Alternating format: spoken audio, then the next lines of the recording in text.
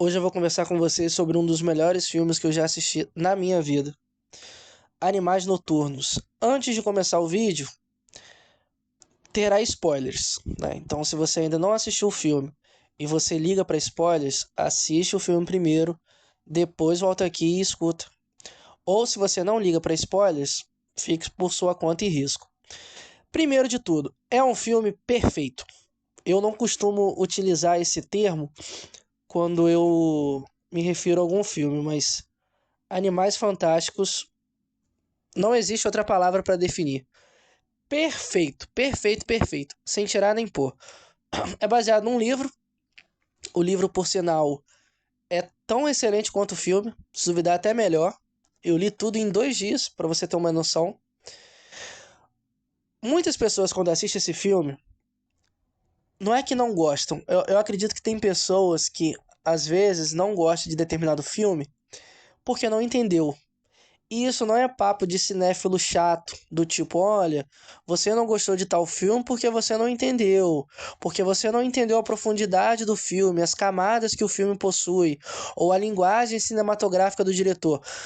Por incrível que pareça, dessa vez não é esse tipo de papo de cinéfilo chato, né, cult demais. É porque realmente o filme aqui, Animais Noturnos, ele inteiro, você não pode assistir esse filme de um ponto de vista literal. Porque se você assiste esse filme de ponto de vista literal, você perde tudo que esse filme possui, né? Então eu vou contar sobre o filme e vou marcando com vocês algumas questões aqui do ponto de vista da psicanálise. Inclusive, eu acho que esse vídeo é muito mais uma indicação, mas eu vou estar comentando sobre o filme também, do que uma análise do personagem ou algo do tipo. Apesar de que a mensagem desse filme me fez refletir, me faz refletir bastante em relação a algumas questões em torno de relacionamentos, né? O próprio título do vídeo diz isso. Então vamos lá. No início do filme, acompanhamos a vida de Laura, interpretada pela Amy Adams, né? Inclusive, nesse ano, infelizmente, ela também foi esnobada, né? Uma das maiores interpretações da carreira dela, junto com A Chegada e outros filmes também, né? Se eu não me engano, eu acho que ela deve ter umas 7 indicações ao Oscar de melhor atriz e nunca ganhou.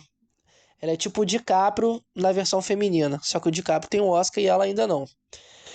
Ela dá a entender que ela é dona de uma espécie de uma galeria de arte, meio que não só arte, mas de performance também, enfim.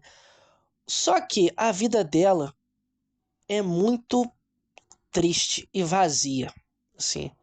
Há um excesso, mas ao mesmo tempo é um excesso, é como se a vida dela fosse cheia de nada.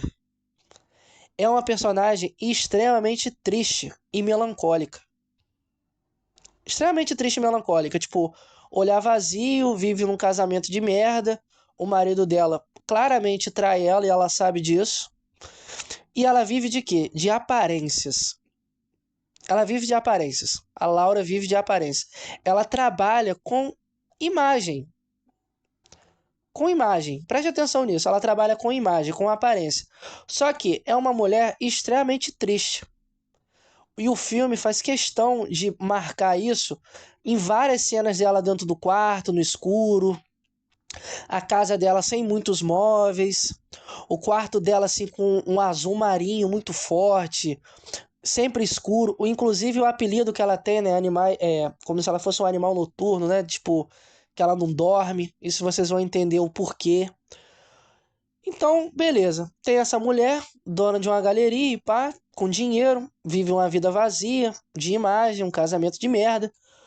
Tudo muda quando ela recebe um manuscrito, né? Imagine, por exemplo, que você está recebendo ali na sua casa 200 páginas, 300 páginas de um livro, sendo que o escritor desse livro você conhece. O escritor desse livro é o seu ex-namorado.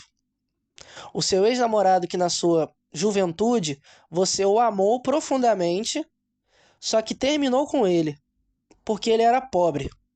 Ele era pobre e a sua mãe não queria que você se casasse com um cara assim. Com um cara pobre, sem carreira, sem aspirações assim enormes. Queria que você casasse com alguém com dinheiro.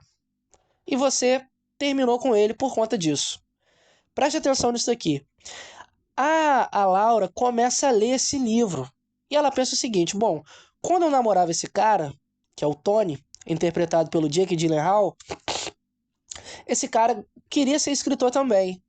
Só que ela sempre criticava o Tony por isso, do tipo, olha, você é um bom escritor, mas você coloca muito de você no texto. De certa forma, a Laura nunca acreditou na capacidade ou, por exemplo, no talento literário do Tony. O Tony entrega para ela então um livro e ela começa a ler esse livro, né? Pô, vou ver que história trata esse livro. Só que o livro conta uma história extremamente desgraçada e pesada. Que história é essa? Um cara tá ali com a sua família, com a sua esposa e a sua filha adolescente, estão andando ali pela uma estrada ali, no que parece ser o Texas, enfim, e eles acabam sendo parados por um grupo de homens. Um cara ali com bigodão e pá. E o que que acontece? Esse cara, o do carro, o pai e esposo, é um covarde. Ele não consegue defender a família dele. O que que acontece? Esses homens estupram e matam a mulher dele, a esposa dele e a filha. Destrói a vida desse cara completamente. Destrói a vida desse cara. O livro conta a história desse homem que sofreu essa tragédia brutal, né? E tá em busca de vingança, né? Ele quer matar o cara que estuprou a mulher dele e estuprou a filha dele. Só que, no decorrer do livro, o Tony, né, que é o escritor dessa história, ex-namorado da Laura, entrega esse manuscrito e ela não entende muito bem que merda de história é essa, né? Uma história pesada, só que ela não consegue parar de ler esse livro. Só que, quando você assiste esse filme pela primeira vez, você pensa assim, bom, é um filme de um escritor que manda uma história para uma ex-namorada dele, só para jogar na cara só para jogar na cara dela que ele se tornou um excelente escritor, por exemplo, né? Do tipo, olha, tá vendo como que a minha história é excelente? Tá vendo como que eu me transformei num excelente escritor, algo do tipo? Sendo que o filme, gente, não é sobre isso. Todo filme, toda história é uma metáfora do relacionamento dos dois. Todo esse filme do tipo, olha, o cara sofre ali, né, uma tragédia, a esposa dele é morta e estuprada, né? Enfim, a filha dele também é morta e estuprada. Isso é uma alegoria, é uma metáfora que o Tony tá usando para mostrar para a Laura o quão desgraçada a vida dele ficou, a cabeça dele ficou depois desse término. Porque além da Laura ter terminado com o Tony, ela também realizou um aborto. No livro isso aparece, no filme também. Porque o filme, quando você assiste assim, pô, assiste uma primeira vez, você não consegue interpretar que todo o filme é uma metáfora. Todo o filme é uma metáfora do término do relacionamento da Laura com o Tony. E ele usa de alegoria, né, da própria literatura para mostrar isso. E ele coloca da forma mais pesada possível. Um estupro e um assassinato. Ele perde a esposa e ele perde uma filha. Ele perde a Laura no término desse relacionamento e perde também uma filha, porque teve um aborto. Então, assim, o Tony usa o livro como uma forma de não apenas mostrar para a Laura o que ela fez com ele, né? Você, numa primeira camada desse filme, pode pensar, poxa, isso aqui é um filme sobre vingança, né? Um cara se vingando de uma mulher que terminou com ele anos atrás porque ele era pobre e ele agora quer mostrar para ela que ele é um escritor bem-sucedido.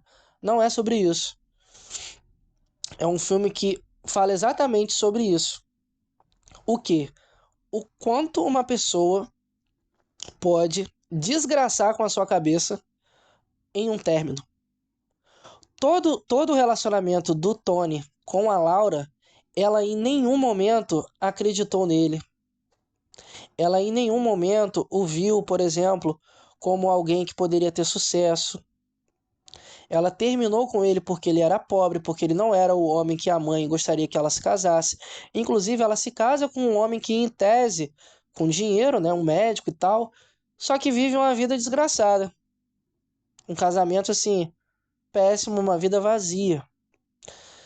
É um filme que, como eu comentei com vocês no início, cara, é perfeito, assim, sem tirar nem pôr. Uma das maiores interpretações da carreira do Jake Gyllenhaal.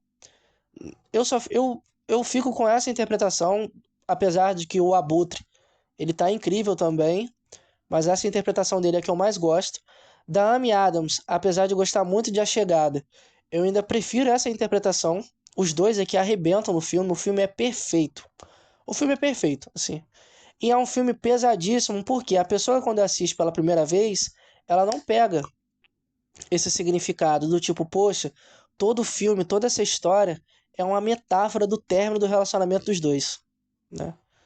Espero que vocês tenham curtido o vídeo, assistam o filme agora com esse olhar, e é isso.